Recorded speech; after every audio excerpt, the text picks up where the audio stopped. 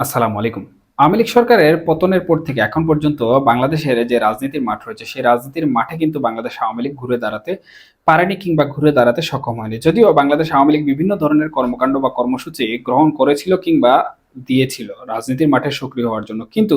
সেই সকল কর্মকাণ্ড বা কর্মসূচি খুব একটা যে সুদূর প্রসারী ফলাফল নিয়ে এসেছে বাংলাদেশের রাজনীতির অঙ্গনে তা কিন্তু নয়। বরঞ্চ বাংলাদেশ আওয়ামী লীগের এই সকল কর্মকাণ্ড বা কর্মসূচিকে দাবিয়ে রাখার জন্য আমরা দেখেছি যে অন্তর্বর্তীকালীন সরকার এমন অনেক পদক্ষেপ গ্রহণ করেছে যে সকল পদক্ষেপগুলোর কারণে বাংলাদেশ আওয়ামী লীগের রাজনৈতিক যে অবস্থান রয়েছে বা রাজনৈতিক যে লেভেল প্লেইং ফিল্ড রয়েছে সেই লেভেল প্লেইং ফিল্ড কিন্তু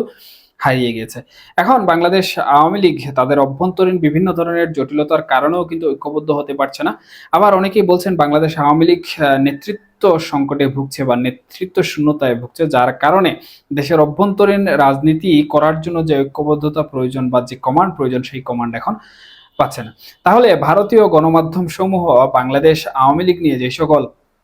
প্রচার প্রচারণা করছে সে সকল প্রচার প্রচারণার ভিত্তি আসলে কোথায়, এবং বাংলাদেশ আওয়ামী লীগের সর্বশেষ প্রস্তুতি বলতে বা বৃহৎ প্রস্তুতি সম্পূর্ণ বলতে এখানে আসলে কি বোঝানো হয়েছে। এখানে একটি বিষয়ে আমি মনে করি সেটি হচ্ছে বাংলাদেশ আওয়ামী লীগ সর্ববৃহৎ বা সর্বশেষ যে প্রস্তুতি গ্রহণ করেছে সেটি হচ্ছে বাংলাদেশের অভ্যন্তরীণ রাজনীতিতে ঘোরার জন্য লেভেল প্লেইং ফিল্ড তৈরি করা এবং ব্যাপক আন্দোলন গড়ে তোলা। কারণ এখানে ভারতীয় গণমাধ্যম সমূহ একটি বিষয় বলছে সেটি হচ্ছে শেখ হাসিনার দেশে ফেরা নিশ্চিত, কিন্তু বাংলাদেশের অন্তর্বর্তীকালীন সরকারের গৃহীত পদক্ষেপ এবং বাংলাদেশ আওয়ামী লীগ পতন হওয়ার যে প্রেক্ষাপট রয়েছে বাংলাদেশে সেই প্রেক্ষাপটগুলো যদি আমরা একটু তুলনা করি তাহলে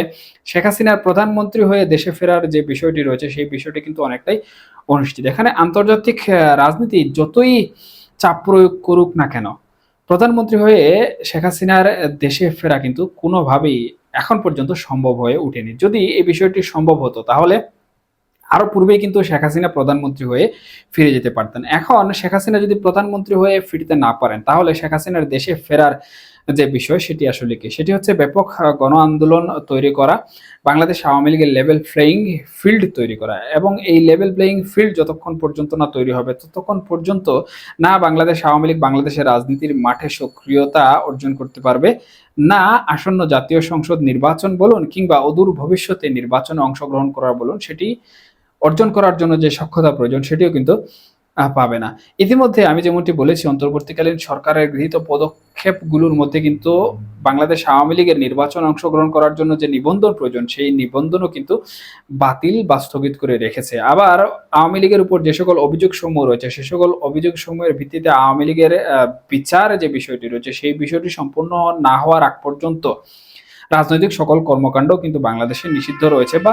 স্থগিত রয়েছে। সুতরাং এখানে সুস্পষ্টভাবে এই বিষয়টি বলা যায় যে দেশের অভ্যন্তরীণ যে রাজনীতি রয়েছে সেই রাজনীতিতে যদি বাংলাদেশ আওয়ামী লীগ ব্যাপক আন্দোলন গড়ে তুলতে না পারে তাহলে এই কোনো বিষয়ে কিন্তু বাংলাদেশ আওয়ামী লীগের পক্ষে যাবে না। না পারবে আন্দোলনের মাধ্যমে বাংলাদেশের রাজনীতিতে কোনোভাবে প্রভাব বিস্তার করবে, না পারবে তাদের নিবন্ধন ফিরে পেতে। সুতরাং এইসব গুচ্ছ গুচ্ছ আন্দোলন করে আমার মনে হয় না যে বাংলাদেশ আওয়ামী লীগ কোনোভাবে লাভবান হবে। সুতরাং এই বিষয়টি এখানে ধারণা করা যায় যে বাংলাদেশ আওয়ামী লীগের সর্ববৃহৎ প্রস্তুতি বা বড় প্রস্তুতি ভারতে সম্পূর্ণ করা বলতে মূলত দেশে একটি বৃহৎ আন্দোলনের ডাক দেওয়ার বিষয়টি উঠে এসেছে, এবং বাংলাদেশ আওয়ামী লীগ হয়তোবা অতি নিকটবর্তী সময়ে দেশের অভ্যন্তরীণ রাজনীতিতে একটি পালাবদল করার চেষ্টা করবে, এবং সেই পালাবদলের ক্ষেত্র হবে একটি বৃহৎ আন্দোলন গড়ে তোলা। এবং সেই বৃহৎ আন্দোলন গড়ে তুলতে পারলে যেমন শেখ হাসিনা বাংলাদেশের অভ্যন্তরীণ রাজনীতিতে ওনার যে একটি প্রবেশ অধিকার রয়েছে সেই প্রবেশ অধিকার তৈরি করতে পারবেন, এবং হ্যাঁ বাংলাদেশের অভ্যন্তরীণ রাজনীতিকে নিয়ন্ত্রণ করার জন্য আওয়ামী লীগের যে অবস্থান করা প্রয়োজন সেই অবস্থান করতেও আওয়ামী লীগ